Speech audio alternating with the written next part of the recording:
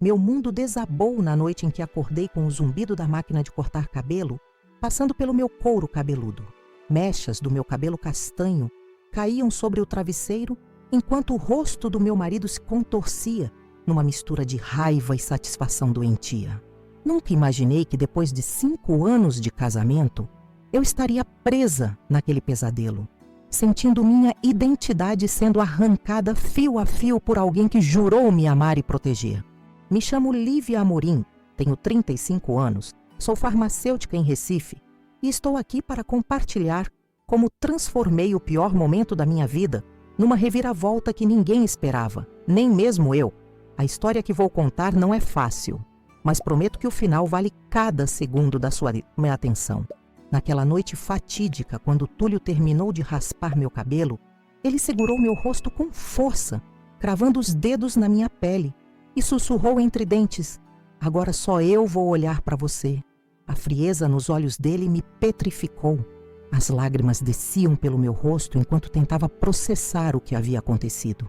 Meu cabelo, que descia até a cintura e era meu orgulho desde a adolescência, jazia espalhado pela cama como evidência da crueldade que acabara de sofrer. O mais chocante aconteceu na manhã seguinte, quando sua mãe, Dagmar, apareceu em nossa casa após Túlio ligar para ela. Ao me ver completamente careca, com olhos inchados de tanto chorar, ela não demonstrou nenhuma compaixão. Pelo contrário, soltou uma risada alta e disse: "Agora você aprendeu que mulher de verdade não provoca ciúmes no marido." Fiquei paralisada enquanto mãe e filho compartilhavam aquele momento como se fosse uma grande piada. Foi ali, engolindo o choro e a humilhação, que algo dentro de mim despertou. Uma voz interior me dizia: "Isso não vai ficar assim. Respire fundo, Lívia. Respire fundo e aguente só mais um pouco. Eles vão pagar por isso." Cada risada, cada humilhação, cada fio de cabelo, tudo seria cobrado no momento certo. Vocês devem estar se perguntando como chegamos a esse ponto. Como uma mulher independente, com carreira promissora, acabou vivendo esse inferno? A resposta não é simples nem rápida. O abuso raramente começa de maneira óbvia. É como uma água que esquenta lentamente. Você só percebe que está fervendo quando já é tarde demais para sair sem se queimar. Conheci Túlio Machado durante um evento farmacêutico. Ele era gerente de um grande banco, charmoso, articulado e parecia genuinamente interessado na minha carreira. Nos primeiros meses, tudo era perfeito. Ele me cobria de elogios, presentes, atenção. Finalmente encontrei um homem que valoriza minha independência, pensava eu ingenuamente. Mal sabia que essa independência era justamente o que ele planejava destruir. Os primeiros sinais apareceram sutilmente. Comentários sobre minhas roupas profissionais serem muito chamativas. Mensagens constantes durante o expediente, perguntando com quem eu estava almoçando. Ciúmes de colegas homens, mesmo em interações puramente profissionais. Pequenas críticas ao meu círculo de amizades. Aos poucos, fui cedendo em pontos que considerava pequenos para manter a paz. Uma roupa mais discreta aqui, uma amizade distanciada ali. Quando nos casamos, 3 anos atrás, conheci melhor sua família.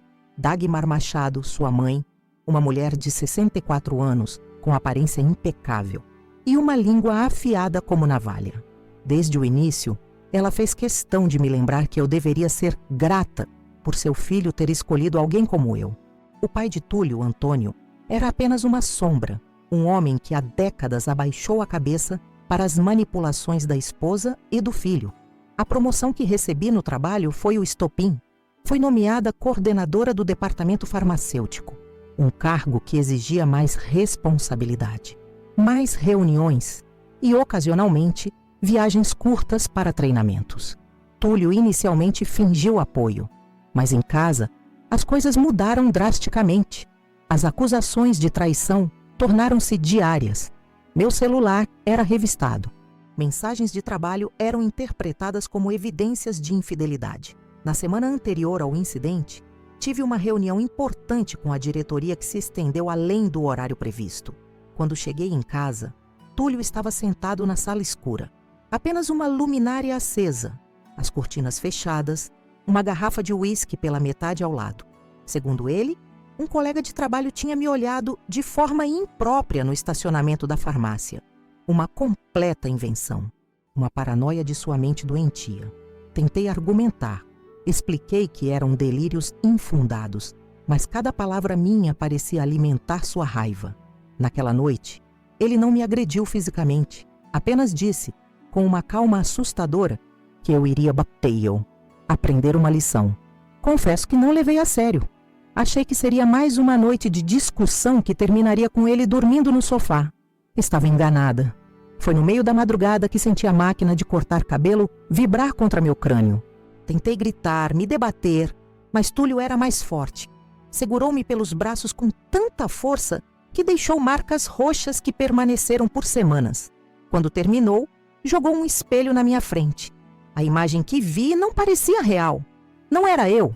Não podia ser eu. Problema resolvido.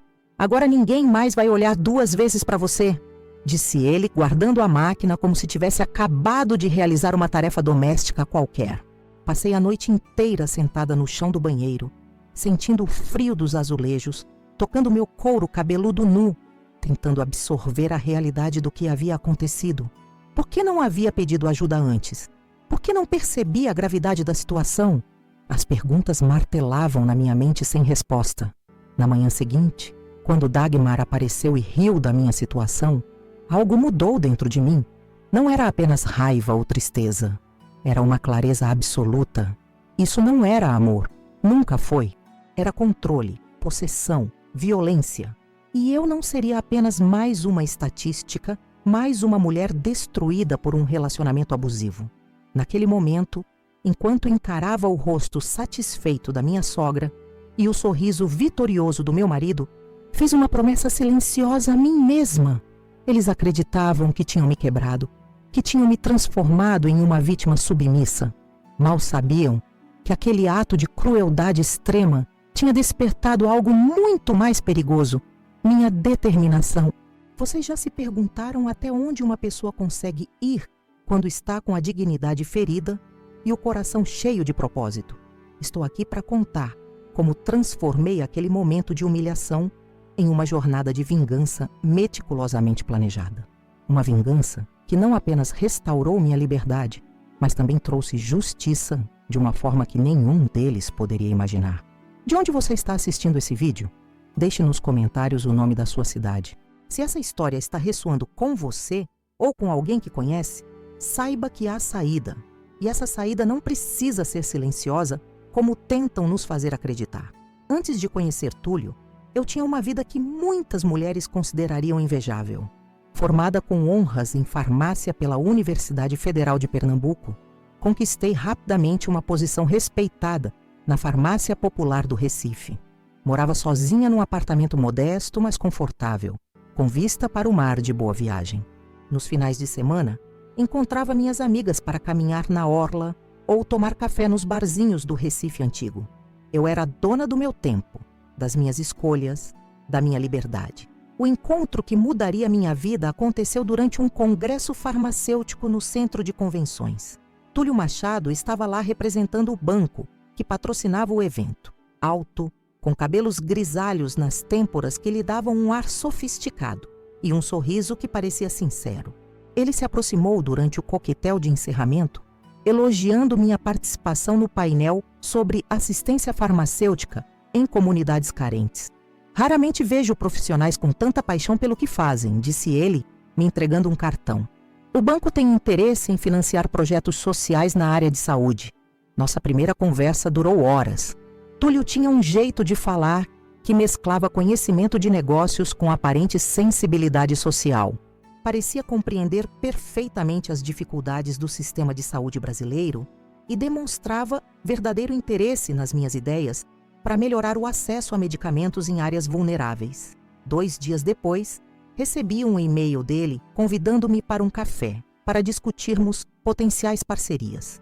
O café se transformou em jantar, o jantar em cinema, e antes que eu percebesse, estávamos oficialmente namorando. Os primeiros meses foram como um conto de fadas. Túlio me surpreendia com pequenos gestos. Um livro que mencionei querer ler aparecia em minha mesa. Um chá especial para a minha garganta quando fiquei resfriada. mensagens carinhosas no meio do expediente, dizendo que estava com saudades. Encontrei um homem maduro. Comentei com Raquel, minha melhor amiga, durante um almoço. Alguém que entende a importância do meu trabalho e me apoia. Foi Raquel a primeira a notar algo estranho. Estávamos combinando nossa tradicional viagem anual para Porto de Galinhas, quando precisei cancelar. Túlio acha que não é uma boa ideia sairmos justo nesse final de semana. Expliquei, constrangida. Ele organizou um jantar com alguns clientes importantes do banco e quer me apresentar. Mas nós planejamos essa viagem há meses, Lívia, argumentou Raquel. É a terceira vez que você cancela planos por causa dele. Defendi Túlio, claro. Expliquei que ele estava apenas empolgado com o nosso relacionamento, querendo me integrar em sua vida. Raquel me olhou por alguns segundos antes de dizer algo que na época me pareceu absurdo. Tenha cuidado para não perder sua essência por causa dele. O primeiro episódio, que deveria ter acendido um alerta vermelho, aconteceu durante um evento beneficente na farmácia. Doutor Paulo, médico respeitado que colaborava frequentemente conosco, me cumprimentou com 2 beijinhos no rosto e um abraço. Uma saudação completamente normal no ambiente profissional em que trabalhávamos. Naquela noite, Túlio estava irreconhecível. Mal entramos em seu carro e ele explodiu. Quem é aquele velho que estava te abraçando? Vi como ele ficou te olhando durante toda a apresentação. Expliquei pacientemente quem era doutor Paulo, sua importância para os projetos da farmácia, seu casamento de 40 anos com a pediatra doutora Cláudia. Túlio não se convenceu. Homem nenhum abraça uma mulher daquele jeito sem segundas intenções. Insistiu. Se você não percebe isso, é porque é ingênua demais. A discussão seguiu madrugada adentro. Terminou com Túlio pedindo desculpas, alegando que seu ciúme vinha do medo de me perder por não ser bom o suficiente. A explicação tocou meu coração. Interpretei o ciúme como prova de amor, não como o sinal de possessividade que realmente era. 6 meses depois, Túlio propôs que morássemos juntos. Para economizarmos, argumentou. Seu apartamento é pequeno e o meu tem espaço sobrando. Aceitei, empolgada com a ideia de construirmos uma vida a 2. A mudança para o apartamento dele no bairro de Boa Viagem significou muito mais que uma simples troca de endereço. Foi o início da perda gradual da minha autonomia. O apartamento era dele, decorado ao seu gosto, com suas regras. Meus livros foram relegados a uma estante no quarto de hóspedes porque desarrumavam a sala.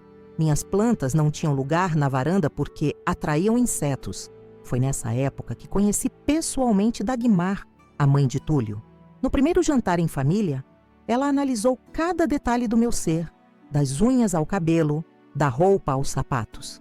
No final da noite, quando ajudava a recolher a louça na cozinha, ela se aproximou com um sorriso que não alcançava seus olhos. Túlio sempre teve bom gosto para mulheres, mas nunca soube mantê-las. Espero que você seja diferente, querida. A frase soou como um aviso, mas ignorei. Mais tarde, descobri que Dagmar exercia enorme influência sobre o filho. Viúva há 5 anos, ela mantinha Túlio numa espécie de cordão umbilical emocional que nunca fora cortado. Ele a consultava para decisões importantes, visitava-a quase diariamente e raramente discordava dela. O pedido de casamento veio após 1 ano de relacionamento, durante um jantar no restaurante mais caro do Recife. Fiquei tão emocionada que não notei o comentário que Túlio fez ao colocar o anel em meu dedo. Agora ninguém mais vai duvidar que você é minha. O casamento foi organizado principalmente por Dagmar. Minhas opiniões sobre decoração, buffet, lista de convidados, tudo era sutilmente descartado, em favor das escolhas dela e de Túlio. Quando reclamei, recebi como resposta: você já vai ter um marido, deixa a festa para a mãe dele organizar. Minha própria mãe, Iracema, que veio de Fortaleza para o casamento, percebeu minha situação.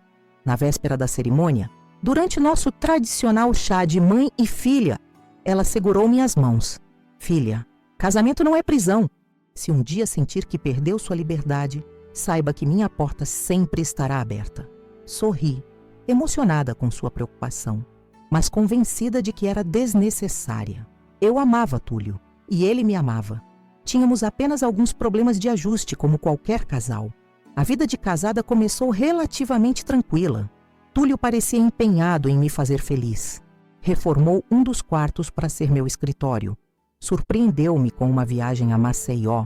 Elogiava minha comida mesmo quando eu experimentava receitas desastrosas. A mudança veio gradualmente. Primeiro foram ligações excessivas durante o expediente. Depois, comentários sobre minhas roupas de trabalho. Esse decote não é muito adequado para uma farmacêutica. Essa calça marca muito seu corpo, não acha inadequado? Por que precisa usar batom vermelho para trabalhar?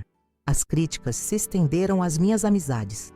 Raquel, segundo ele, era solteirona e invejosa.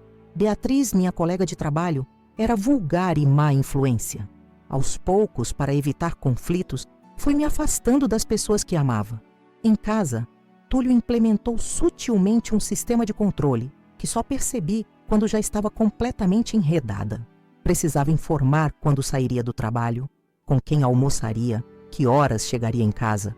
Qualquer desvio da rotina informada gerava interrogatórios intensos. Você disse que chegaria às 6. São 6h20. Onde estava? Por que seu celular ficou desligado por 10 minutos? Quem era aquele homem conversando com você na entrada do prédio? Minha promoção a coordenadora do departamento farmacêutico deveria ter sido motivo de celebração. Trabalhei arduamente por aquela posição, desenvolvendo projetos inovadores de assistência comunitária, melhorando processos internos, ampliando parcerias com médicos e hospitais. Quando contei a novidade a Túlio, sua primeira reação foi perguntar sobre aumento salarial. Quando confirmei que sim, meu salário aumentaria consideravelmente. Ele sorriu. Ótimo. Podemos finalmente reformar a cozinha como mamãe sugeriu. Não houve parabéns. Não houve orgulho por minha conquista profissional. Minha vitória foi imediatamente transformada em benefício para a casa, para a família, para os planos dele e de Dagmar. As novas responsabilidades exigiam ocasionalmente que eu participasse de jantares de negócios ou congressos em outras cidades. A primeira viagem a trabalho após a promoção foi para um simpósio em João Pessoa, apenas 2 dias. Túlio criou tantos obstáculos que quase desisti. Questionou a necessidade da viagem, insinuou que eu estaria indo para encontrar alguém, exigiu que eu fizesse videochamadas várias vezes ao dia para provar onde estava. Durante o simpósio, recebi mais de 50 mensagens dele. Quando não respondia imediatamente, ele ligava para meus colegas de trabalho, para o hotel. Chegou a ligar para o auditório onde acontecia o evento. Voltei daquela viagem exausta, não pelo trabalho, mas pelo controle asfixiante de meu marido. A situação piorou quando comecei a receber reconhecimento público pelo meu trabalho. Uma entrevista para o jornal local sobre nosso programa de assistência farmacêutica para idosos foi o gatilho para uma das piores discussões que tivemos. Você está querendo aparecer, acusou Túlio, jogando o jornal na mesa. Farmacêutica não precisa dar entrevista, precisa ficar atrás do balcão atendendo as pessoas. Tentei argumentar que a visibilidade era para o programa, não para mim pessoalmente, que aquela exposição poderia atrair mais recursos, beneficiar mais pessoas, expandir o alcance do projeto. Foi inútil. Naquela noite, pela primeira vez, temi que Túlio pudesse me agredir fisicamente. Seu rosto contorcido de raiva, os punhos cerrados, a veia pulsando em sua testa enquanto gritava que eu estava mudando, ficando metida a importante.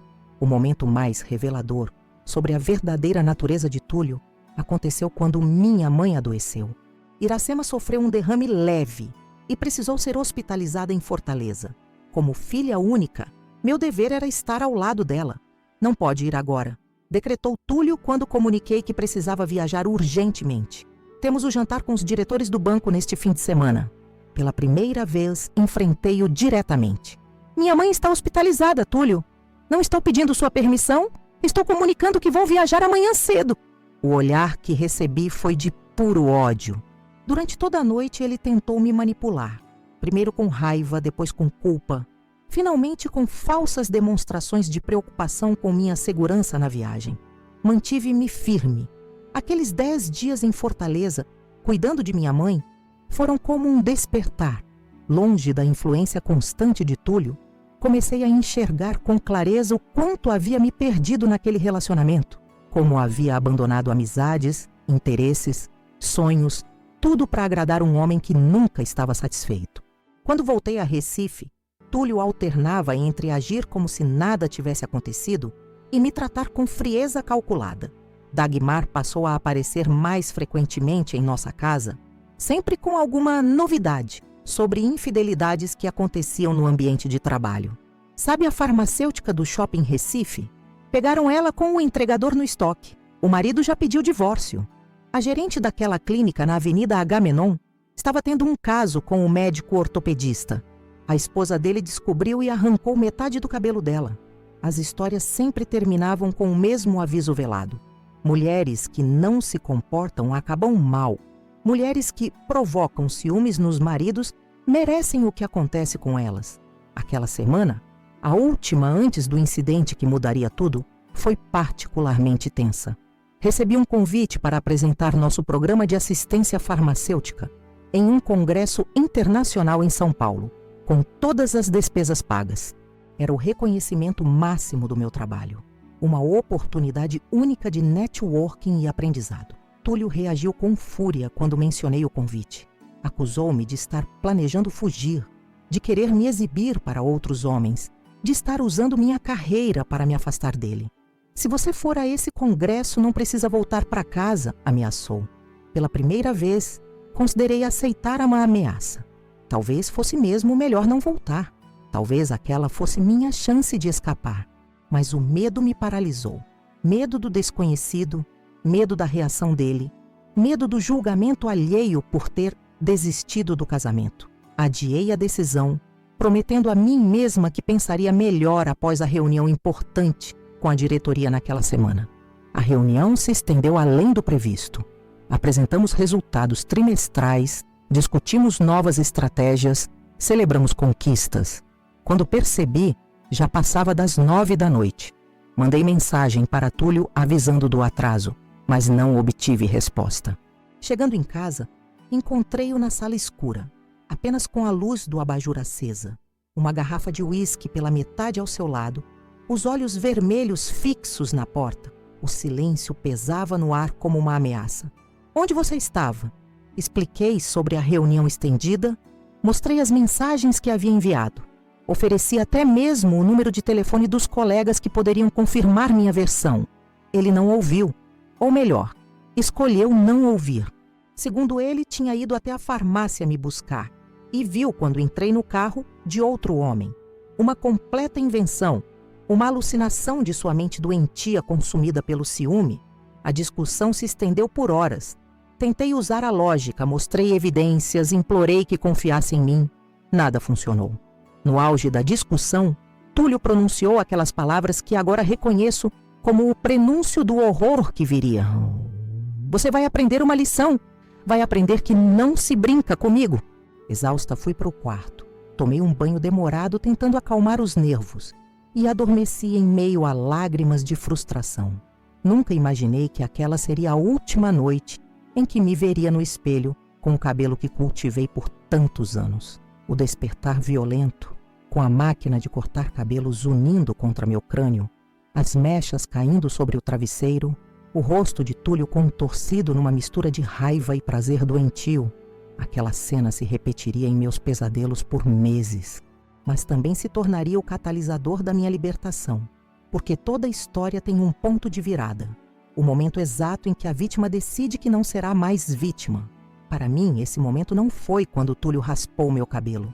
Foi na manhã seguinte, quando Dagmar entrou em nosso quarto, olhou para minha cabeça raspada, para as mechas de cabelo ainda espalhadas pelo chão e riu. Riu como se assistisse à cena mais cômica do mundo. Foi aquela risada que plantou a semente da minha vingança. Aquela manhã, após ter meu cabelo raspado, foi como despertar em um pesadelo que continuava mesmo depois de abrir os olhos. Fitei meu reflexo no espelho do banheiro e uma estranha me encarou de volta. Os contornos do meu rosto pareciam diferentes, mais expostos, vulneráveis. Meus olhos, inchados de tanto chorar, não combinavam com aquela cabeça nua, com aquele couro cabeludo pálido marcado por pequenos cortes onde a máquina havia pressionado com força demais. Toquei hesitante a superfície da minha cabeça. A sensação era estranha, alienígena. Durante toda a minha vida adulta, meu cabelo havia sido parte fundamental da minha identidade. Lembrei-me de como minha avó costumava dizer que cabelos longos guardam histórias, memórias. Quantas histórias Túlio havia arrancado de mim naquela noite? O som da campainha me arrancou do transe. Olhei no relógio, 7h30 da manhã. Quem poderia ser aquela hora? Vesti um roupão. Hesitei sobre o que colocar na cabeça, mas não havia tempo. A campainha soou novamente, insistente. Túlio, que dormira no sofá após seu ato de crueldade, já estava de pé, atendendo a porta com uma naturalidade assustadora. A voz estridente de Dagmar invadiu o apartamento. Filho, vim trazer aqueles documentos que você pediu e aquele bolo de laranja que você adora. Congelei no corredor, incapaz de me mover. Não queria que ela me visse assim. Não queria testemunhas da minha humilhação. Mas era tarde demais para me esconder. Lívia, cadê a Lívia? A voz de Dagmar se aproximava. Ainda dormindo a essa hora? No meu tempo, mulher casada acordava antes do mari. Ela parou de falar ao me ver. Seus olhos se arregalaram por um segundo. Depois se estreitaram numa expressão que misturava surpresa e algo mais perturbador. Satisfação. Meu Deus do céu! O que aconteceu com seu cabelo, menina? Antes que pudesse responder, Túlio interveio com uma naturalidade ensaiada. Lívia decidiu mudar o visual. Estava cansada daquele cabelão, não é, amor? Suas palavras eram como facas. Cada sílaba perfurava minha dignidade já em frangalhos. Não consegui responder, minha garganta parecia travada. Foi então que aconteceu. Dagmar soltou uma risada. Não uma risadinha contida, mas uma gargalhada alta e descontrolada, como se tivesse acabado de ouvir a piada mais engraçada do mundo. Ai, Túlio, só você mesmo! Ela conseguiu dizer entre risos. Agora sim ela está domesticada. Essas mocinhas de hoje precisam aprender que beleza atrai problemas. Túlio sorriu. Aquele sorriso que agora eu reconhecia como a máscara que escondia um monstro. Vou fazer um café para nós, disse ele casualmente, como se não tivesse cometido uma atrocidade horas antes, como se não estivessem ambos rindo da minha desgraça. Fiquei ali, paralisada, enquanto eles seguiam para a cozinha conversando sobre os tais documentos que ela trouxera, sobre o tempo, sobre a reforma da casa dela, como se eu fosse invisível, como se o que havia acontecido fosse normal. Voltei para o quarto mecanicamente, fechei a porta e deslizei até o chão. Foi ali, sentada no carpete frio, abraçando meus joelhos, que algo dentro de mim se quebrou. Não foi meu espírito, foi a ilusão de que aquilo era amor, de que aquela era uma família, de que eu estava segura. Aquele momento de clareza absoluta mudou tudo. Enxuguei as lágrimas, respirei fundo e fiz um juramento silencioso. Isso não vai me destruir, isso vai me libertar. Precisava ganhar tempo, precisava ser inteligente. Enfrentá-los diretamente naquele momento seria desastroso. Eu não tinha recursos, não tinha provas, não tinha para onde ir. Então fiz o papel que eles esperavam de mim. O papel da esposa submissa, quebrada, dominada. Coloquei um lenço na cabeça, voltei à cozinha e sentei-me à mesa com eles, aceitando uma xícara de café com um sorriso fraco. Pedi desculpas a Túlio por ter provocado seu ciúme.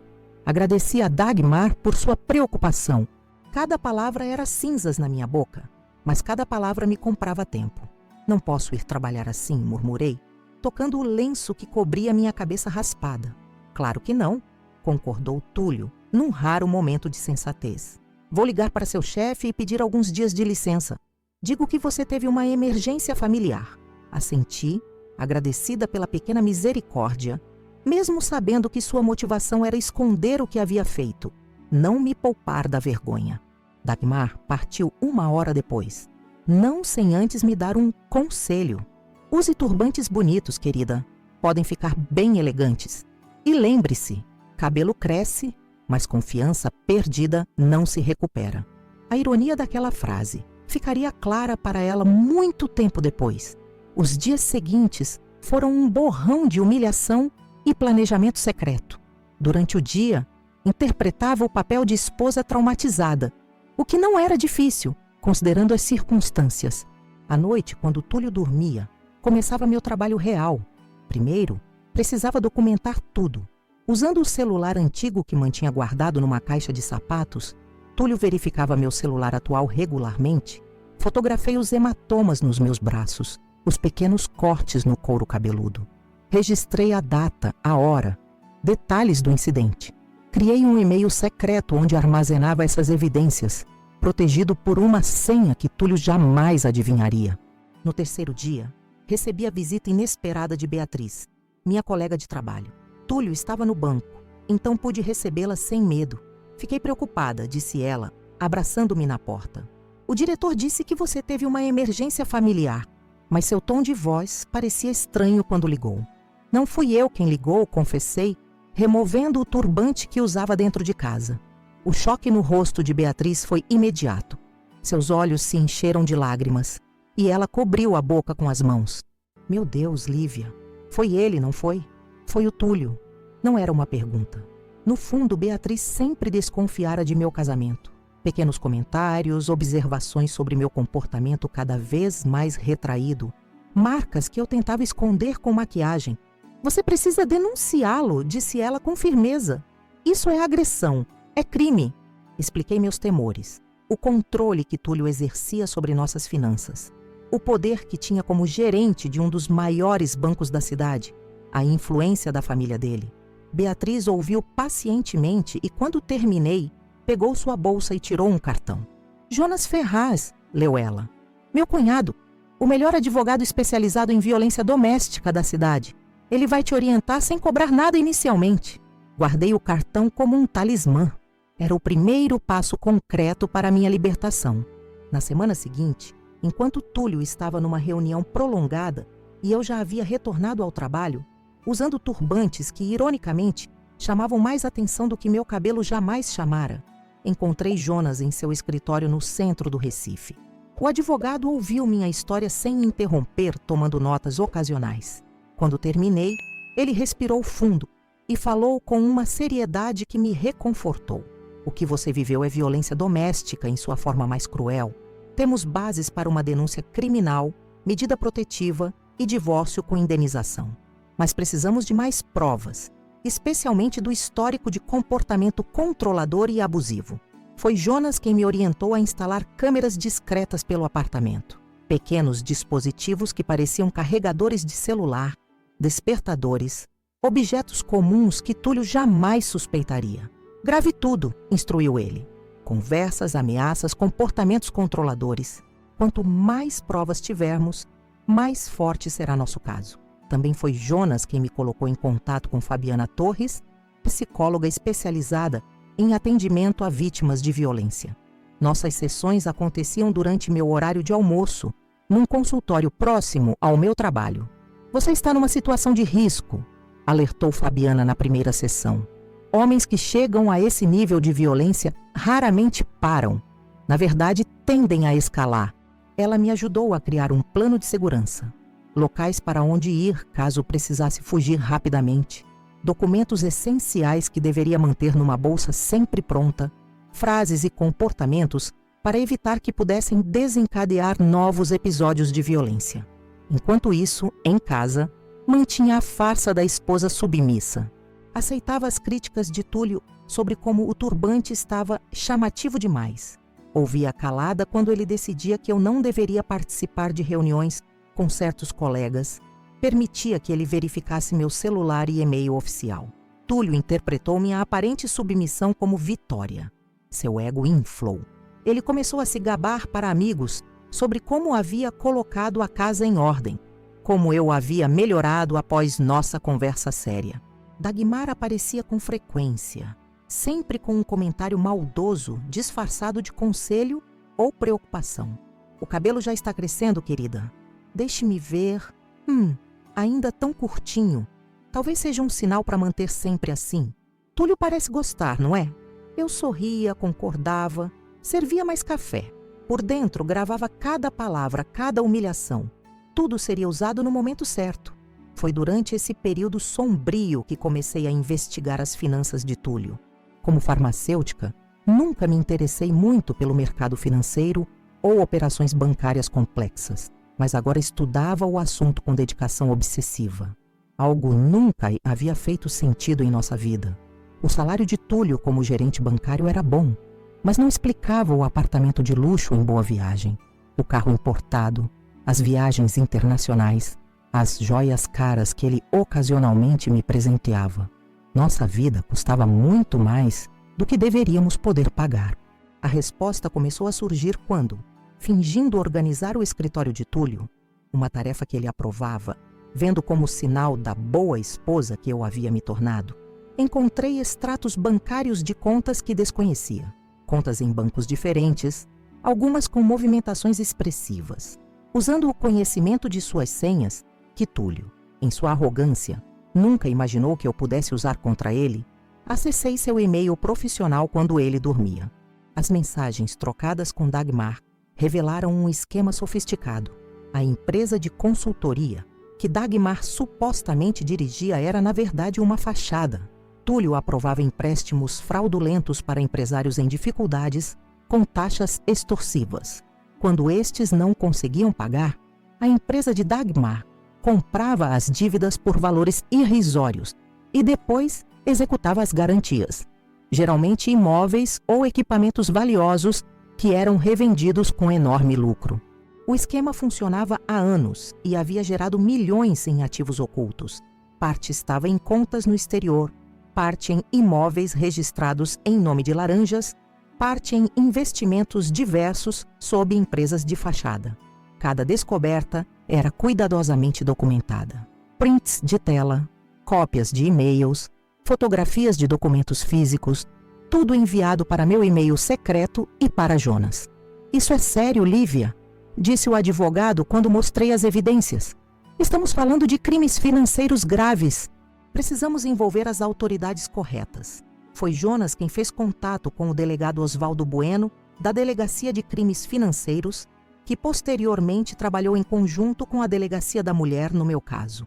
Seu depoimento e essas provas podem desmantelar um esquema criminoso significativo, explicou Oswaldo numa reunião sigilosa em seu escritório. "Mas você precisa entender os riscos. Pessoas como seu marido e sua sogra têm conexões, poder, não vão cair sem lutar." Compreendi os riscos. Também compreendi que não havia mais volta. Cada dia que passava naquele casamento era um dia em que me afundava mais no abismo. A violência de Túlio, agora que havia cruzado a linha da agressão física, só tenderia a aumentar. Na próxima vez, poderia ser muito pior que cabelo raspado. Enquanto isso, meu relacionamento com Dagmar deteriorava ainda mais. Ela passou a visitar quase diariamente, supostamente para ajudar com a casa ou fazer companhia, mas na verdade para monitorar meu comportamento e reforçar minha submissão. Num desses dias, descobri algo ainda mais perturbador. Ouvi sem querer uma conversa telefônica de Dagmar no quintal, quando ela pensava estar sozinha. Sim, como fizemos com a outra. Exatamente. Ela também achou que era especial, que podia mudar as regras. Acabou sem nada, lembra? Nem um tostão, nem dignidade. Essa aí vai pelo mesmo caminho. A outra não era a primeira vez que Túlio fazia isso. Não era a primeira vez que Dagmar participava ativamente da destruição de uma mulher. Quantas antes de mim? Quantas vidas arruinadas por aquela dupla doentia? Essa revelação fortaleceu minha determinação. Não era mais apenas por mim, por minha liberdade. Era por todas que vieram antes e por todas que poderiam vir depois, se eu não os detivesse. O plano tomou forma ao longo de semanas. Cada detalhe cuidadosamente elaborado, cada cenário previsto. A data escolhida tinha um simbolismo que somente eu compreendia. Seria no nosso aniversário de casamento. Túlio, narcisista que era, adorava celebrar a data. Era a confirmação anual de seu poder sobre mim, de seu sucesso como homem. Já havia mencionado que queria um jantar especial para comemorarmos. "Podemos fazer na casa da mamãe", sugeriu ele. "Ela adora receber, você sabe." Na verdade, respondi com minha melhor expressão de esposa dedicada. Pensei em organizarmos um jantar para a família, para mostrar a todos como estamos bem, como superamos aquela fase difícil. A ideia agradou seu ego. Túlio gostava de exibir o controle que exercia sobre mim, especialmente para sua mãe. Minha aparente submissão era seu troféu. Dagmar, por sua vez, adorou a sugestão de sediar o evento. "Vou preparar aquele rosbife que o Túlio adora", disse ela, já planejando o cardápio. e podemos abrir aquele vinho especial que está guardado para ocasiões importantes. Mal sabiam eles que seria especial de maneiras que jamais imaginariam. Na semana anterior ao grande dia, finalizei os últimos preparativos. Osvaldo posicionou agentes disfarçados próximos à casa de Dagmar, prontos para intervir no momento exato. Jonas preparou todos os documentos legais necessários: pedido de divórcio, medida protetiva, denúncia criminal, ação por danos morais e materiais. Fabiana me ajudou a fortalecer meu estado psicológico para o confronto que se aproximava. Você não é mais a mesma pessoa que era quando chegou ao meu consultório, disse ela na véspera. Agora você tem clareza, tem força. Não é mais vítima, é sobrevivente. Meu cabelo havia crescido um pouco naqueles meses. Curto, mas já não era mais a cabeça raspada que simbolizara minha humilhação máxima.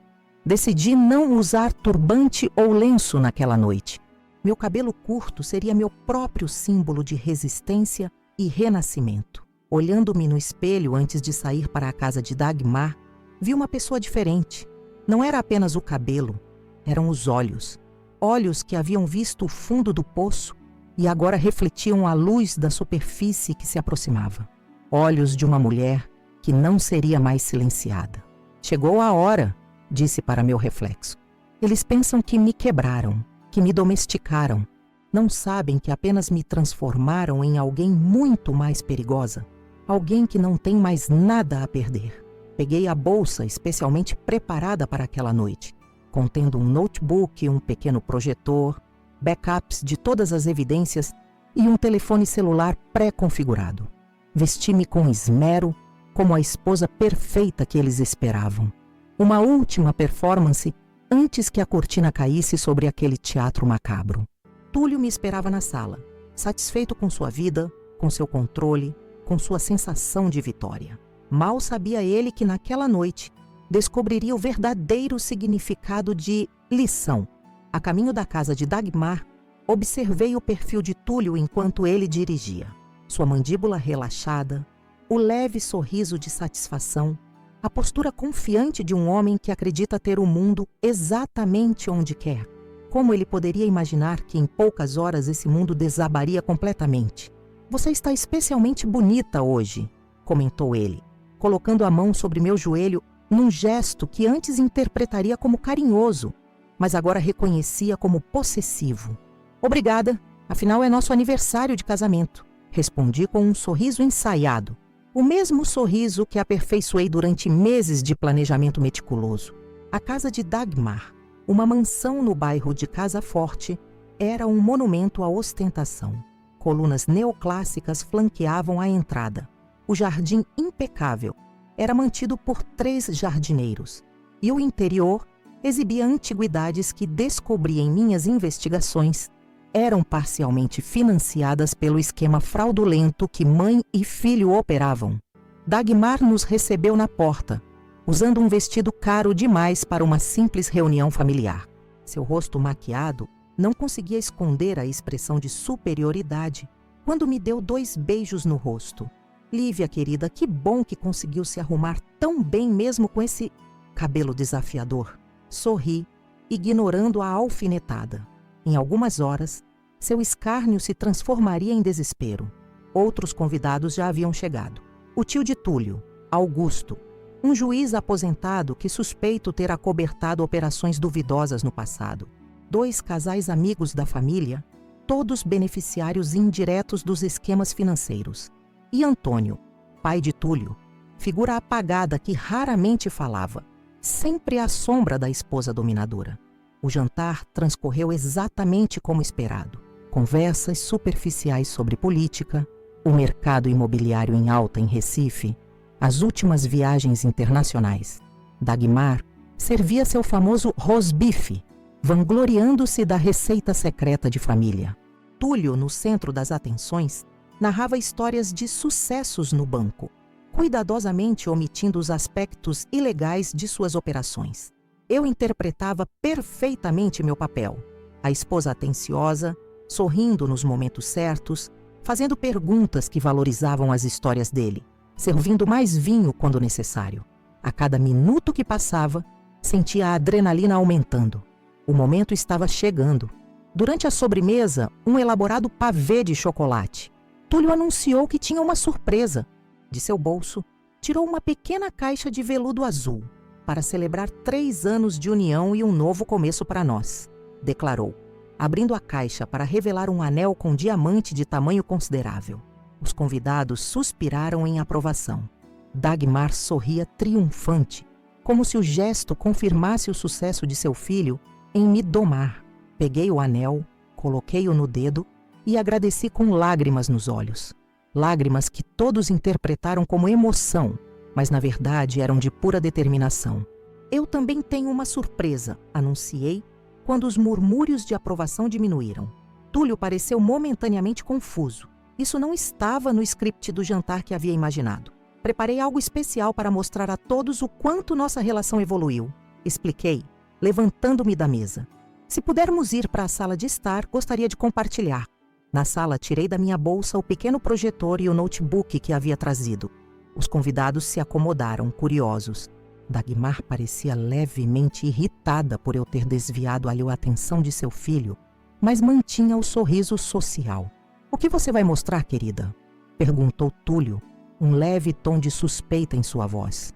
"Uma retrospectiva", respondi simplesmente, conectando o equipamento. Quando as luzes foram reduzidas e a projeção começou, a sala caiu num silêncio absoluto. Na parede branca de Dagmar, surgiu a primeira imagem.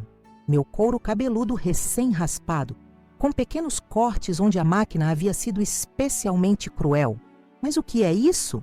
Dagmar quebrou o silêncio, sua voz oscilando entre confusão e alarme. Não respondi. Deixei que as imagens falassem por si. O vídeo avançou, mostrando as marcas roxas nos meus braços onde Túlio havia me segurado à força. Depois, uma gravação de áudio. A voz de Túlio gritando ameaças, exigindo verificar meu celular, proibindo-me de sair sozinha. O rosto de Túlio havia perdido toda a cor. Levantou-se abruptamente. "Desligue isso imediatamente!" ordenou, avançando em direção ao projetor. "Não toque no equipamento." Minha voz saiu firme, mais forte do que jamais havia sido em sua presença. "Ou todos aqui saberão o motivo pelo qual o Banco Central está investigando suas operações." Isso o deteve. Seus olhos se arregalaram em choque e medo, emoções que eu nunca havia visto em seu rosto antes. Dagmar levantou-se também, tremendo visivelmente. "Que absurdo é esse? Que mentiras são essas?" Sua voz tinha perdido a habitual confiança. O vídeo continuou. Agora mostrava e-mails, extratos bancários, documentos internos do banco, evidências irrefutáveis do esquema fraudulento que haviam operado por anos. A cada nova revelação, os convidados ofegavam, trocavam olhares horrorizados. "A festa acabou", anunciei, pausando o vídeo. "Este material já está em posse da Polícia Federal, da Comissão de Valores Mobiliários e do Banco Central. Mas achei justo que vocês vissem primeiro, em ambiente familiar, já que tanto prezam pelos valores da família." Túlio avançou em minha direção, o rosto contorcido numa fúria que eu conhecia bem. "Sua vadia traiçoeira, você não sabe o que está fazendo?" Antes que pudesse me alcançar, a porta da sala se abriu. O delegado Oswaldo Bueno entrou, acompanhado por 4 policiais. "Túlio Machado, Dagmar Machado", anunciou o delegado. "Vocês estão sendo presos pelo crime de violência doméstica, extorsão, fraude bancária, lavagem de dinheiro e formação de organização criminosa." O caos que se seguiu parecia acontecer em câmera lenta. Túlio tentou fugir pelos fundos, apenas para ser interceptado por mais policiais que haviam cercado a casa. Dagmar gritava, alternando entre acusações contra mim e súplicas aos convidados para que interviessem. Os outros presentes afastavam-se, negando qualquer conhecimento dos crimes, temendo serem implicados. Em meio à confusão, encontrei os olhos de Antônio. O homem que sempre se calou diante dos abusos da esposa e do filho me olhava com uma estranha mistura de medo e, seria admiração. Enquanto os policiais algemavam Túlio, ele tentou um último ataque verbal. "Você pensa que venceu? Você não é nada sem mim. Vai voltar rastejando quando perceber o que perdeu." Aproximei-me dele, sentindo uma calma surpreendente. "O que perdi?" Perdi um casamento abusivo, uma família tóxica e anos de humilhação. Agradeço todos os dias por essa perda. Virei-me para sair da sala quando Dagmar, já algemada, gritou: "Você destruiu minha família! Vai pagar por isso!" Parei e a encarei diretamente nos olhos. "Não, Dagmar. Sua família se destruiu sozinha. Eu apenas documentei a queda. Deixei a casa acompanhada por Jonas, que havia chegado discretamente para prestar suporte legal. Na calçada, Raquel me esperava em seu carro, pronta para me levar para um local seguro, onde passaria as próximas semanas, enquanto a tempestade midiática e legal se desenrolava. Antes de entrar no carro, olhei uma última vez para a mansão que simbolizava tanto sofrimento.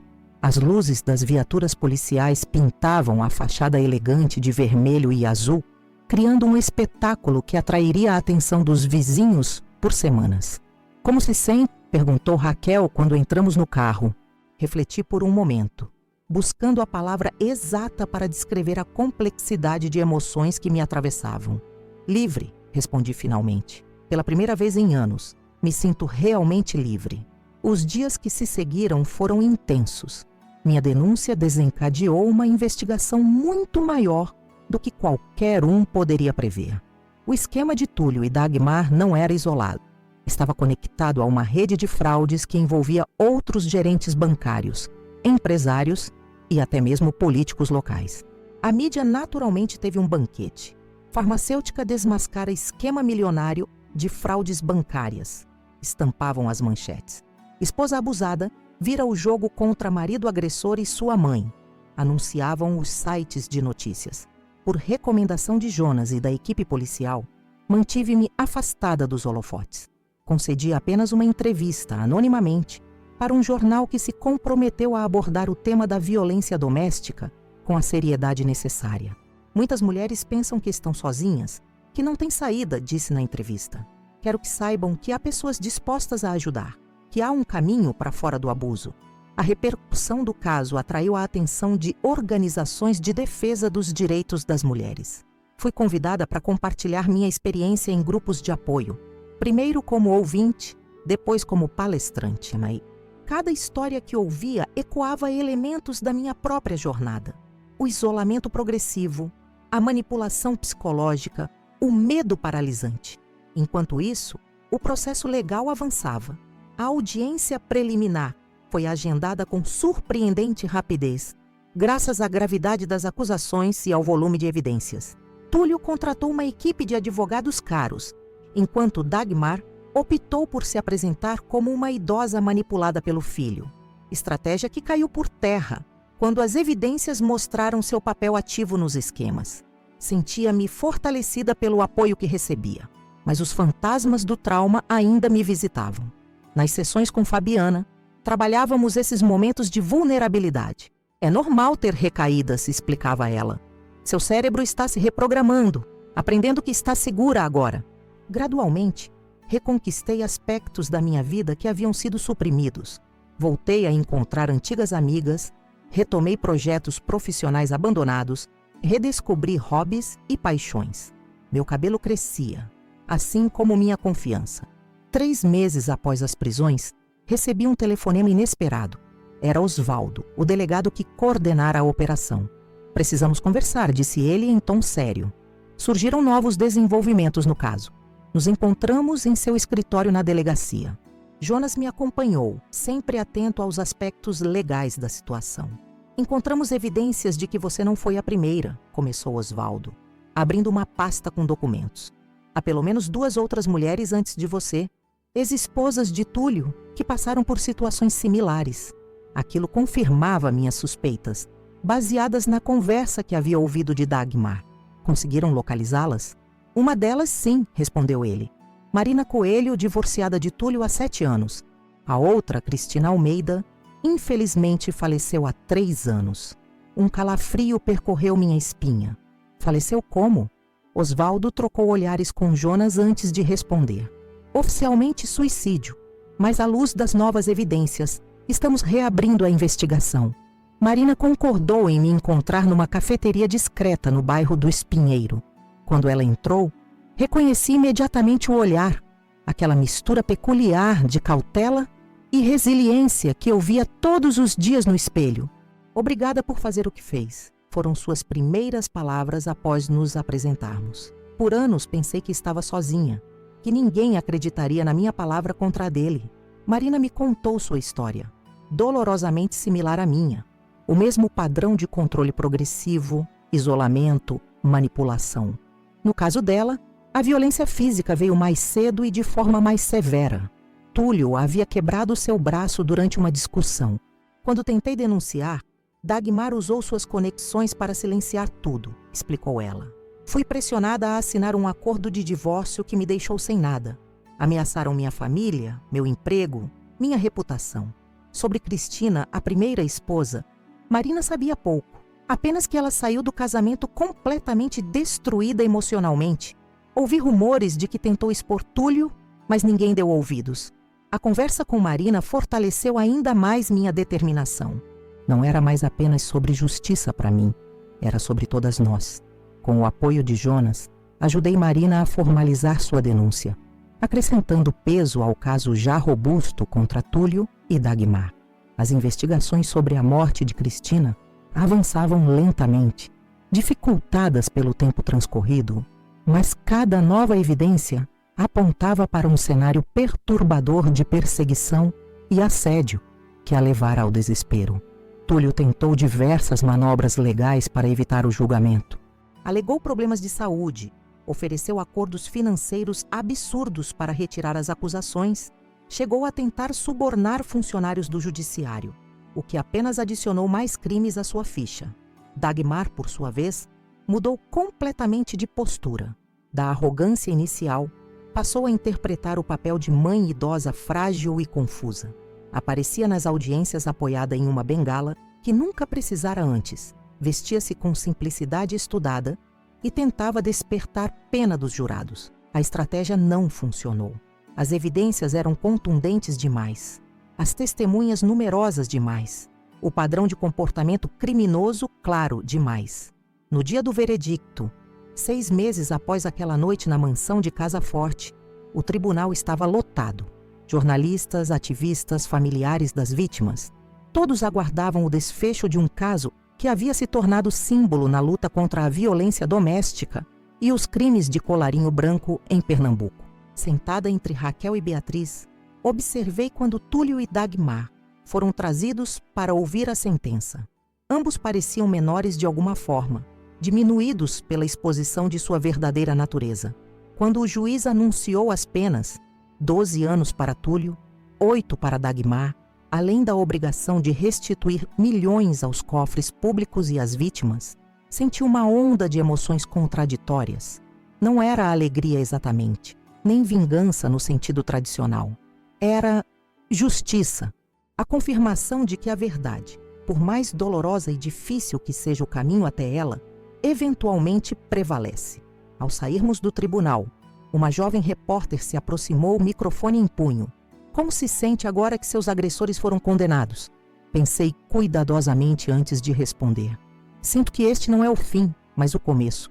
O começo de uma nova vida para mim e, espero, de uma nova consciência para nossa sociedade sobre a violência doméstica. Naquela tarde, caminhando pela orla de Boa Viagem com Raquel, refleti sobre a jornada dos últimos meses. O sol começava a se pôr, pintando o céu em tons de laranja e rosa. Meu cabelo, agora em um corte Chanel curto que havia adotado por escolha própria, balançava levemente com a brisa marinha. "O que vem agora?" perguntou Raquel, observando as ondas quebrarem na praia. Sorri, sentindo uma paz que há muito não experimentava. Agora começa a parte mais difícil e mais bonita: reconstruir. Não apenas voltar ao que era antes, mas construir algo novo, algo melhor. A reconstrução já havia começado. Com parte da indenização que recebi, fundei, junto com Jonas e Fabiana, um centro de apoio para mulheres vítimas de violência doméstica.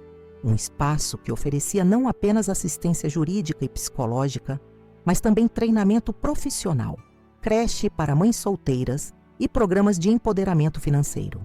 Meu trabalho na farmácia evoluiu para a coordenação de um programa especial de assistência farmacêutica para mulheres em situação de vulnerabilidade, usando minha experiência profissional para auxiliar outras que, como eu, precisavam reconstruir suas vidas após relacionamentos abusivos.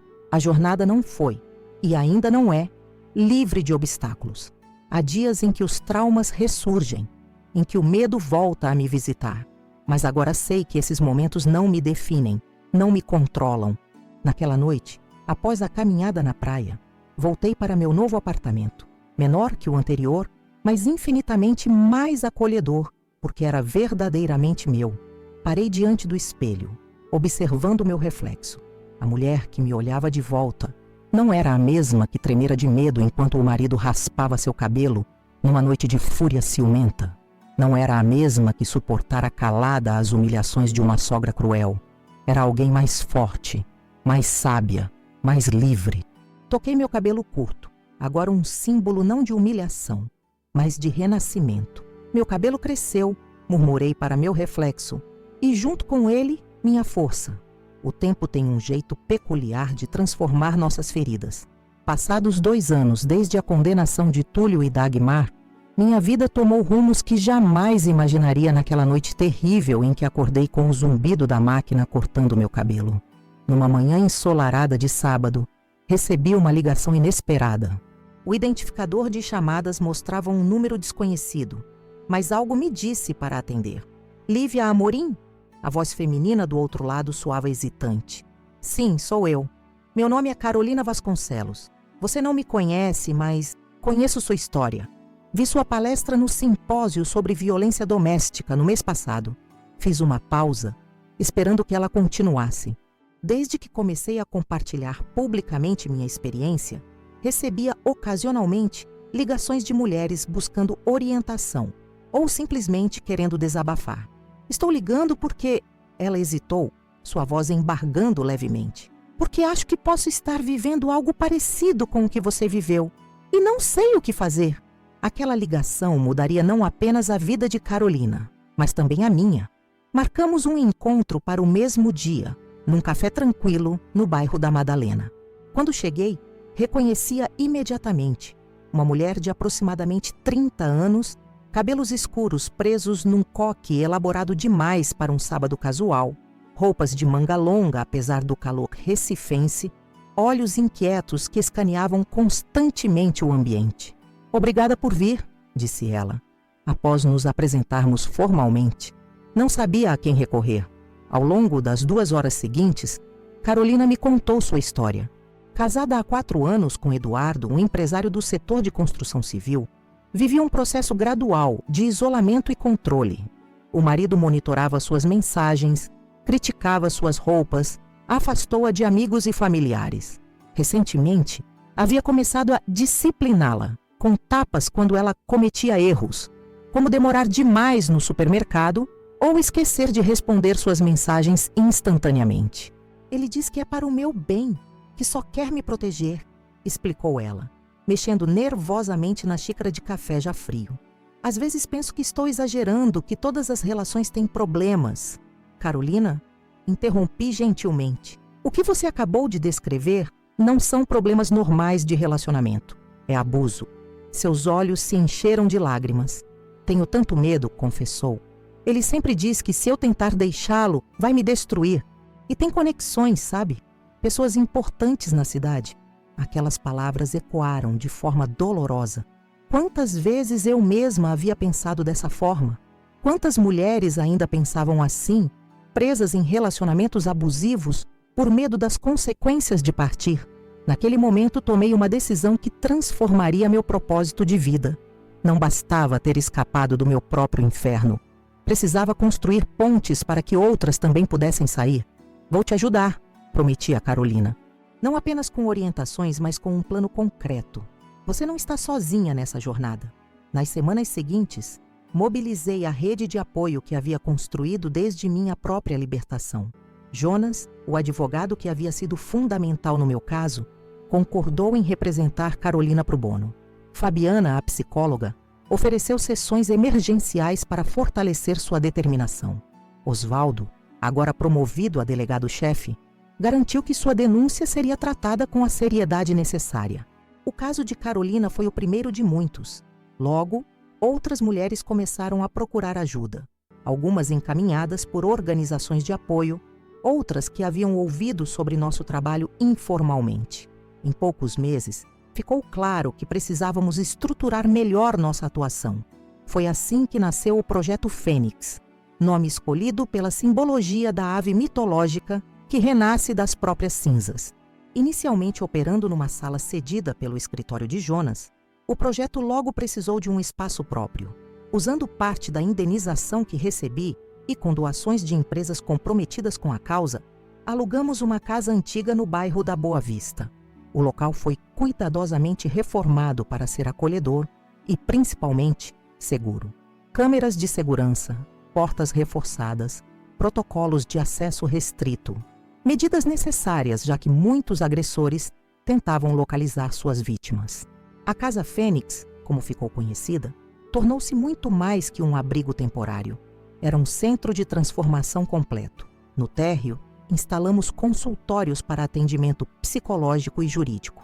No primeiro andar, dormitórios para mulheres e seus filhos que precisavam sair urgentemente de suas casas. No segundo andar, salas para cursos profissionalizantes, oficinas de capacitação financeira e grupos de apoio. Uma das inovações mais importantes foi a Sala de Evidências, um espaço equipado com tecnologia para documentar abusos de forma segura. Muitas mulheres não sabiam como reunir provas contra seus agressores sem colocar-se em risco ainda maior. Nossa equipe técnica ensinava métodos seguros para registrar ameaças, agressões verbais, manipulações psicológicas, tudo dentro dos parâmetros legais para que pudessem ser utilizados em processos judiciais. Você transformou sua dor em propósito, comentou Raquel durante um raro momento de pausa, enquanto tomávamos café na pequena varanda dos fundos da casa. Refleti sobre sua observação. Acho que foi a única forma que encontrei para dar sentido a tudo que passei. Se aquela experiência terrível pode ajudar outras a não vivenciarem o mesmo ou a encontrarem saída mais cedo, então não foi em vão. O Projeto Fênix crescia organicamente. Voluntários apareciam oferecendo seus talentos. Advogadas, psicólogas, assistentes sociais, professoras de diversas áreas. Até mesmo algumas sobreviventes, após seu próprio processo de recuperação, voltavam para contribuir. Marina, a ex-esposa de Túlio, que conheci durante as investigações, tornou-se uma parceira fundamental. Com sua experiência em administração, assumiu a gestão financeira do projeto, garantindo sustentabilidade a longo prazo. Nunca imaginei que encontraria propósito nessa história terrível, confidenciou-me ela durante uma reunião de planejamento. Por anos, tentei simplesmente esquecer, seguir em frente como se nada tivesse acontecido. Agora percebo que transformar é mais poderoso que esquecer. O impacto do nosso trabalho começou a ultrapassar as paredes da Casa Fênix. Fomos convidadas para dar palestras em escolas, universidades, empresas. Criamos cartilhas educativas sobre identificação precoce de relacionamentos abusivos.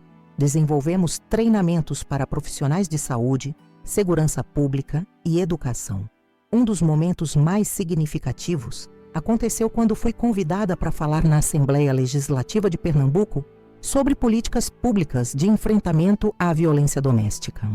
No grande auditório, diante de deputados, autoridades e imprensa, compartilhei não apenas minha história pessoal, mas os aprendizados coletivos do Projeto Fênix. A violência doméstica prospera no silêncio, afirmei ao microfone. E esse silêncio é mantido não apenas pelo medo da vítima, mas por estruturas sociais que dificultam sua saída. Precisamos de mais do que leis. Precisamos de implementação efetiva, de redes de apoio concretas, de mudança cultural profunda. Meu depoimento contribuiu para a aprovação de uma lei estadual que destinava recursos específicos para centros de acolhimento e reabilitação de mulheres vítimas de violência. Quando o projeto foi sancionado, incluindo várias de nossas sugestões práticas baseadas em experiência real, senti uma emoção diferente de tudo que havia experimentado até então. A sensação de que estávamos verdadeiramente mudando o sistema. Nem tudo eram vitórias, claro. Alguns casos me afetavam profundamente, trazendo à tona minhas próprias memórias traumáticas. Houve mulheres que, depois de todo o nosso esforço conjunto, retornaram para relacionamentos abusivos.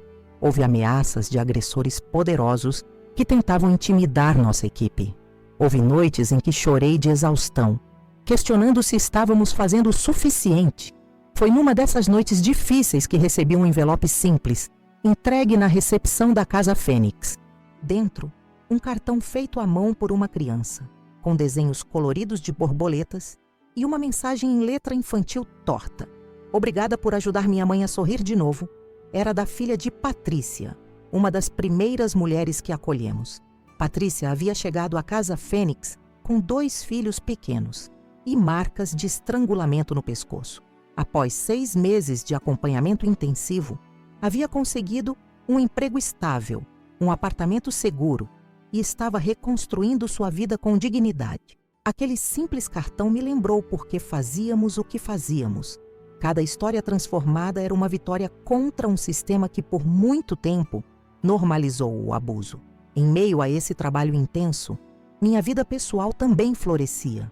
Retomei estudos acadêmicos, iniciando uma pós-graduação em políticas públicas e direitos humanos. Reconectei-me com hobbies abandonados durante o casamento. A fotografia, a dança, o prazer simples de assistir ao pôr do sol na praia, sem precisar prestar contas a ninguém. Quanto ao amor romântico, caminhava com cautela. Os traumas deixam marcas e as minhas exigiam respeito e tempo. Conheci pessoas interessantes, tive alguns encontros casuais, mas mantinha um ritmo próprio de reconexão com minha capacidade de confiar e me entregar. Não tenho pressa, expliquei a Raquel, quando ela tentou me apresentar a um colega de trabalho. Estou aprendendo a desfrutar da minha própria companhia primeiro. Numa tarde particularmente significativa, recebi um visitante inesperado na Casa Fênix.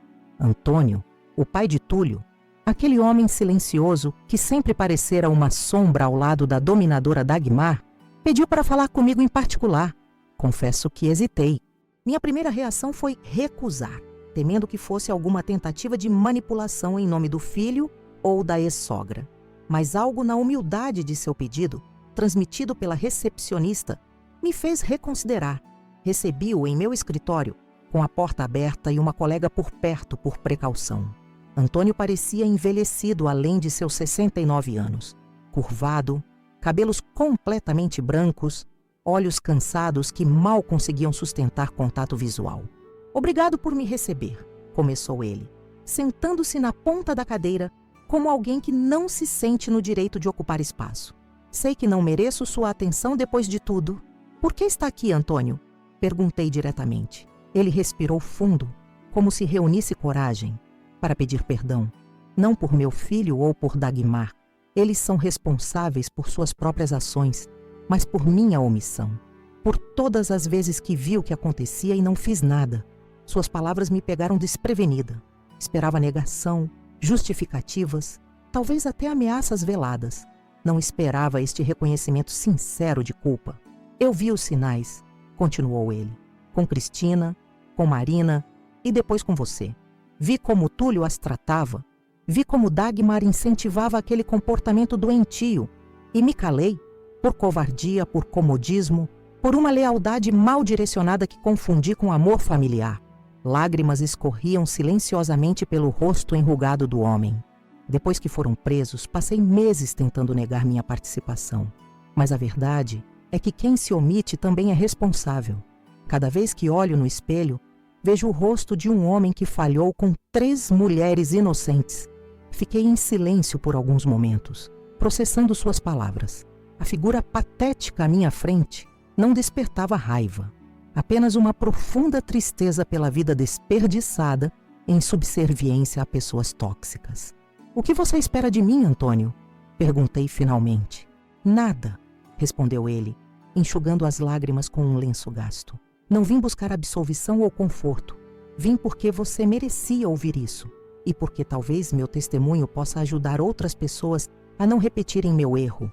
Ofereci a ele um copo d'água, que aceitou com mãos trêmulas. Então tive uma ideia. Antônio, já pensou em compartilhar sua experiência com outros homens? Falar sobre os sinais que viu e ignorou? Sobre as consequências da omissão? Ele me olhou confuso. Quem iria querer ouvir um velho covarde como eu? Muitos homens se encontram em situações similares à sua. Veem comportamentos abusivos em amigos, familiares, colegas de trabalho e não sabem como intervir. Seu testemunho poderia ser valioso. Daquele encontro improvável, nasceu mais uma iniciativa do Projeto Fênix, o grupo Homens pela Mudança, voltado especificamente para engajar o público masculino na prevenção da violência doméstica. Antônio tornou-se um dos palestrantes mais impactantes. Sua história de omissão e arrependimento, servindo como poderoso alerta. 3 anos após ter meu cabelo raspado numa noite de terror, encontrei-me diante de um auditório lotado na Universidade Federal de Pernambuco. O tema da palestra: Violência doméstica e resiliência, caminhos para a reconstrução. Olhando para aquelas centenas de rostos atentos, vi não apenas estudantes e acadêmicos, mas muitas das mulheres que haviam passado pela Casa Fênix. Patrícia e seus filhos, agora crescidos e saudáveis. Carolina, que havia se tornado coordenadora de um projeto similar em Olinda. Marina, cuja experiência administrativa transformara o Projeto Fênix numa organização reconhecida nacionalmente. Também estavam lá os aliados essenciais desta jornada. Raquel, que nunca deixou de acreditar em mim, mesmo quando eu duvidava de mim mesma. Jonas, cuja expertise legal havia protegido tantas mulheres.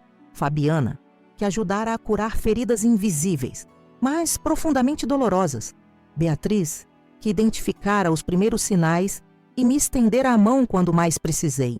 Ao subir ao palco, toquei instintivamente meu cabelo, agora num corte médio que eu adorava, mantido assim por escolha, não por imposição. Aquele simples gesto me lembrou de toda a distância percorrida desde aquela noite terrível. Minha história começa com um ato de violência. Iniciei, olhando diretamente para a plateia. Um homem que acreditava ser meu dono decidiu raspar meu cabelo enquanto eu dormia, para garantir que ninguém mais me olhasse. Sua mãe, ao ver minha humilhação, apenas riu. Fiz uma pausa, observando o impacto daquelas palavras. Mas esta não é uma história sobre vitimização. É uma história sobre transformação, sobre como podemos, individual e coletivamente, transformar as piores experiências em catalisadores de mudança. Por 2 horas, compartilhei não apenas minha jornada pessoal, mas as lições aprendidas no Projeto Fênix, os avanços conquistados, os desafios que ainda enfrentávamos. Falei sobre a importância de reconhecer os primeiros sinais de relacionamentos abusivos, sobre a necessidade de redes de apoio efetivas, sobre como cada pessoa na sociedade tinha um papel a desempenhar no combate à violência doméstica. Ao final, abri para perguntas. Uma jovem estudante de direito levantou a mão timidamente. Depois de tudo que passou, consegue perdoar seus agressores? A pergunta pairou no ar, pesada. Refleti por alguns momentos antes de responder. Perdão é uma palavra complexa, comecei. Não acredito que perdão signifique absolver alguém de responsabilidade ou esquecer o que foi feito. Para mim, perdoar significou libertar-me do poder que eles tinham sobre minhas emoções, meus pensamentos, minha vida. Fiz uma pausa, buscando as palavras exatas. Não carrego ódio por Túlio ou Dagmar. O que carrego é a certeza de que a justiça foi feita e a determinação para que outras histórias como a minha tenham finais diferentes. Se isso é perdão, então sim, perdoei. Quando a palestra terminou sob aplausos calorosos, uma sensação de plenitude me envolveu. Não era felicidade no sentido tradicional. Era algo mais profundo, mais substancial. Era a consciência de que havia extraído o significado do sofrimento, de que havia transformado uma tragédia pessoal em um movimento coletivo de cura e mudança. Naquela noite, ao chegar em casa, meu apartamento acolhedor com vista para o Parque da Jaqueira, sentei-me na varanda contemplando as estrelas. Pensei em todas as mulheres que naquele exato momento viviam seus próprios infernos particulares, presas em relacionamentos abusivos, acreditando não haver saída. A saída, murmurei para o céu estrelado. E há vida, uma vida plena, do outro lado do medo. Meu telefone vibrou com uma mensagem. Era Carolina, enviando fotos da inauguração da Casa Fênix em Olinda. Mais um espaço seguro, mais vidas que seriam transformadas. Sorri, sentindo aquela emoção indescritível que só experimentamos quando encontramos propósito na dor. Meu cabelo havia sido arrancado numa noite de crueldade, mas havia crescido novamente, assim como minha dignidade, minha força, minha capacidade de criar impacto positivo no mundo. A vingança que planejei contra Túlio e Dagmar trouxe justiça, mas a verdadeira vitória foi descobrir que, além da justiça, havia um chamado maior: transformar aquela experiência em uma ponte para que outras pudessem atravessar seus próprios abismos. E nessa jornada de transformação, descobri a mais importante das verdades.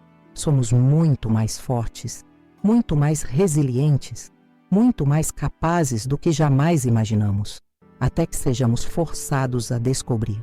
Minha jornada começou em uma noite de terror, quando acordei com o zumbido da máquina cortando meu cabelo, com Túlio executando um ato de crueldade que ele acreditava ser uma demonstração de poder. Aquele momento que deveria me quebrar acabou se tornando o gatilho para minha libertação. Quando Dagmar, minha sogra, riu da minha humilhação na manhã seguinte, algo dentro de mim despertou. Uma determinação que transformaria não apenas minha vida, mas a vida de inúmeras outras mulheres. Compartilhei com vocês como o meu casamento foi se deteriorando gradualmente, como os sinais de abuso foram surgindo um a um, quase imperceptíveis no início. Um comentário aqui, uma restrição ali, pequenas liberdades sendo retiradas sob o disfarce de amor e proteção. Essa é a natureza traiçoeira da violência doméstica. Ela raramente começa com grandes agressões. Começa sutilmente, normalizando comportamentos que vão minando nossa autoestima e independência. Contei como documentei meticulosamente cada abuso, como reuni provas não apenas das agressões, mas também do esquema criminoso que Túlio e Dagmar operavam. Como encontrei aliados fundamentais: Jonas, o advogado que acreditou em mim; Fabiana, a psicóloga que me ajudou a recuperar minha força interior; Raquel e Beatriz, amigas que permaneceram ao meu lado quando mais precisei; e Osvaldo, o delegado que levou meu caso a sério. Compartilhei o momento decisivo em que organizei aquele jantar de aniversário de casamento na casa de Dagmar, a noite em que finalmente virei o jogo. O choque nos rostos deles quando projetei todas as evidências, quando a polícia entrou e os levou algemados. A libertação que senti ao ver a justiça sendo feita, não apenas para mim, mas também para outras vítimas como Marina e Cristina. E finalmente, revelei como transformei essa experiência traumática em um propósito maior. Como fundei o Projeto Fênix, um espaço seguro onde mulheres em situação similar poderiam encontrar apoio jurídico, psicológico e social. Como cada história transformada se tornou uma pequena vitória contra um sistema que por muito tempo ignorou ou normalizou o abuso. Como até mesmo Antônio, o pai omisso de Túlio, encontrou redenção ao usar sua experiência para alertar outros homens sobre a importância de não se calar diante da violência. Minha história não é única. Em todo o Brasil, milhares de mulheres vivem diariamente situações semelhantes ou piores. Muitas não têm acesso aos recursos que eu tive, não encontram a rede de apoio que foi fundamental para minha sobrevivência e reconstrução. É por isso que compartilhar essas experiências é tão importante, para que outras saibam que não estão sozinhas, que há saída, que há vida além do abuso. Se você está assistindo este vídeo e se reconhece em algum aspecto da minha história, quero que saiba: você merece respeito, você merece dignidade, você merece uma vida livre de medo. Não importa o quanto seu agressor tente convencê-la do contrário. Não importa quantas vezes ele diga que você não é nada sem ele. Isso é mentira. Você é forte, você é capaz.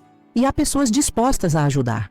E se você conhece alguém que possa estar vivendo uma situação de abuso, não se cale. Um simples "estou aqui para você" pode ser o primeiro passo para romper o isolamento que alimenta a violência doméstica. Não julgue, não pressione, apenas ofereça apoio e informação sobre os recursos disponíveis. Hoje, quando olho para o espelho, não vejo mais aquela mulher aterrorizada com a cabeça raspada. Vejo uma sobrevivente que transformou sua dor em propósito. Meu cabelo cresceu novamente, mais forte. assim como minha determinação de construir um mundo onde histórias como a minha se tornem cada vez mais raras. Sei que compartilhar experiências como esta não é fácil. Cada vez que conto minha história, revivo aspectos dolorosos do meu passado, mas o faço porque sei do impacto que pode ter. Nas palestras que realizo pelo Projeto Fênix, sempre há pelo menos uma mulher que se aproxima depois e diz: "Sua história me deu coragem para mudar a minha."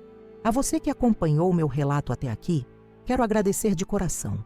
Agradecer por dedicar seu tempo e atenção a uma realidade que muitos preferem ignorar. Agradecer por ser testemunha desta história de queda e renascimento.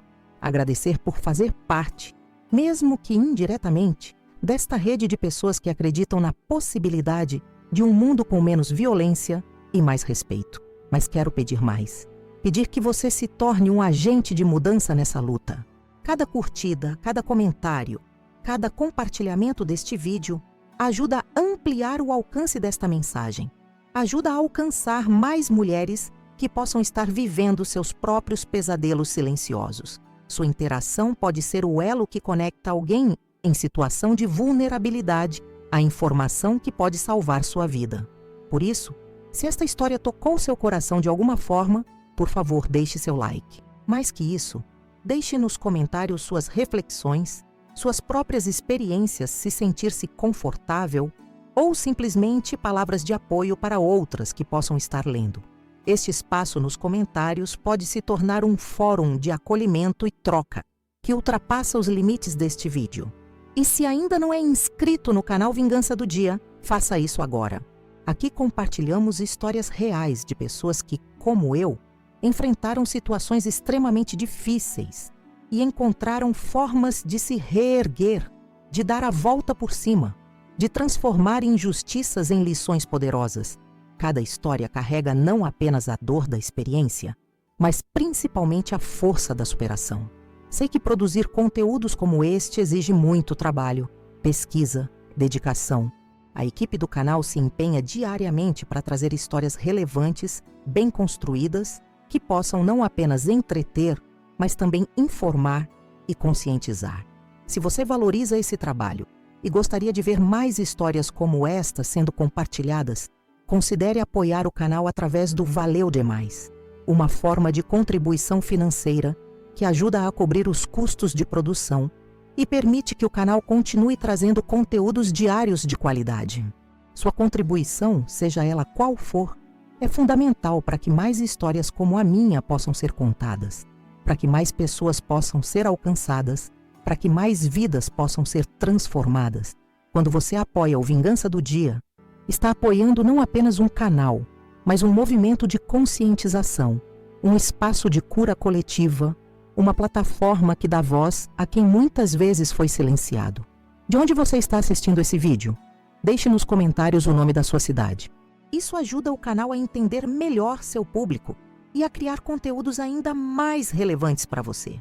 Além disso, essa informação pode inspirar a criação de episódios especiais sobre histórias que aconteceram na sua região.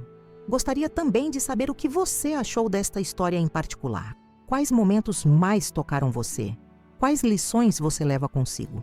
Seus comentários são muito importantes para mim e para toda a equipe do Vingança do Dia, pois nos ajudam a compreender o impacto real de nosso trabalho.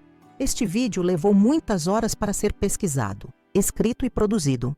Cada detalhe foi cuidadosamente pensado para transmitir não apenas os fatos, mas as emoções, as nuances, a complexidade da experiência humana por trás da história. Por isso, seu like, seu comentário e sua inscrição são formas de reconhecer esse trabalho e incentivar a continuidade dele. Finalizo este relato com a certeza de que, por mais dolorosas que sejam nossas experiências, elas não precisam definir quem somos ou quem podemos nos tornar. Túlio e Dagmar acreditavam que ao raspar meu cabelo, estariam me quebrando, me reduzindo, me controlando. Mas o que eles não sabiam é que existem forças dentro de nós que despertam justamente nos momentos mais sombrios. Meu cabelo cresceu novamente, assim como minha vida, mas a lição que dei a eles, essa vai durar para sempre. E espero que a lição que compartilho com vocês hoje também permaneça. Não há poder maior que que a determinação de uma pessoa que decidiu não ser mais vítima. Obrigada por acompanhar minha história. Nos vemos no próximo vídeo do canal Vingança do Dia. Não se esqueça de se inscrever, ativar o sininho para notificações, deixar seu like e principalmente seu comentário. Juntos, formamos uma comunidade mais forte, mais consciente, mais preparada para transformar histórias de dor em histórias de superação.